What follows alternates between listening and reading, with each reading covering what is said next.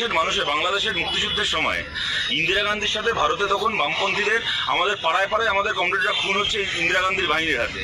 সেই অবস্থাতে দাঁড়িয়েও বাংলাদেশের মুক্তিযুদ্ধের প্রশ্নে আমরা ইন্দিরা গান্ধীকে সমর্থন করেছিলাম আমাদের কমরেডদের লাশের উপর দাঁড়িয়ে। বাংলার বামপন্থীরা, ভারতের বামপন্থীরা চিরকাল বাংলাদেশের মুক্তিকামী মানুষের পক্ষে, বাংলাদেশের গণতান্ত্রিক মানুষের পক্ষে, এবং বাংলাদেশে আজ যেটা হচ্ছে সেটা অত্যন্ত খারাপ ঘটনা ঘটছে। সভ্যতার পশ্চাৎপদতা, এটা সভ্যতা পেছন দিকে যাচ্ছে। কিন্তু আমি একটা কথা জিজ্ঞেস করতে চাই যে শুভেন্দু অধিকারী থেকে শুরু করে গোটা বিজেপি লাফিয়ে যাচ্ছে যে বামপন্থীরা কি বলবে এই ব্যাপারে, বামপন্থীরা কি বলবে, আর এই ব্যাপারে ভারত সরকার কি বলছে।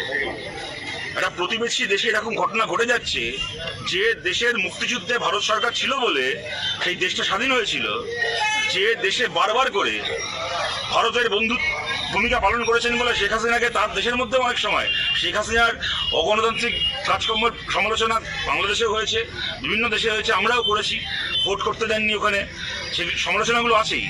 কিন্তু শেখ হাসিনা ভারতের পক্ষে বিভিন্ন সময় ভারতের বন্ধু হিসেবে নিজেকে দেখিয়েছেন বলে ওখানে যে তার উপর যে মৌলবাদীদের আক্রমণ হচ্ছে, আজকে হামলা হচ্ছে, ওখানকার সংখ্যালঘু হিন্দু মানুষের উপর যে হামলা হচ্ছে, এই নিয়ে ভারত সরকারের স্ট্যান্ডটা কি? আজকে অগাস্ট মাস থেকে শুরু করে আজকে নভেম্বর মাস শেষ হয়ে গেল, 30শে নভেম্বর, আজকে পর্যন্ত বাংলাদেশে যে সরকার এসছে তাকে কি ভারত সরকার, মোদী সরকার আইডেন্টিফাই করছে, রেকগনাইজ করছে কি করছে না? ভারতের একজন ডাক্তারকে দেখলাম বাংলার, বলছেন আমি বাংলাদেশের নাগরিকদের চিকিৎসা করবো না।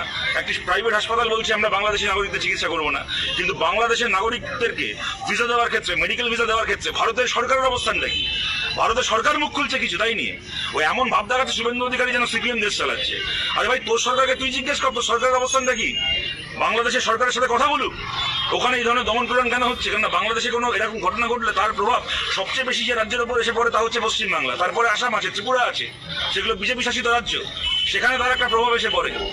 এবং খালি প্রভাব আসার প্রশ্ন না, এই ধরনের ঘটনা ঘটাটা যে কোনো দেশেই এটা অপরাধ।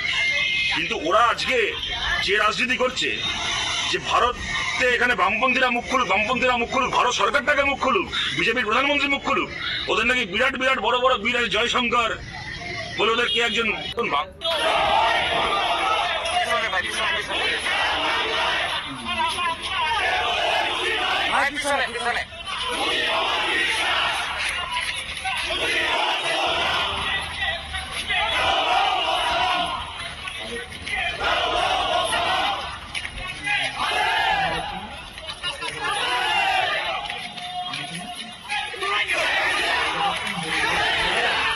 Thank you.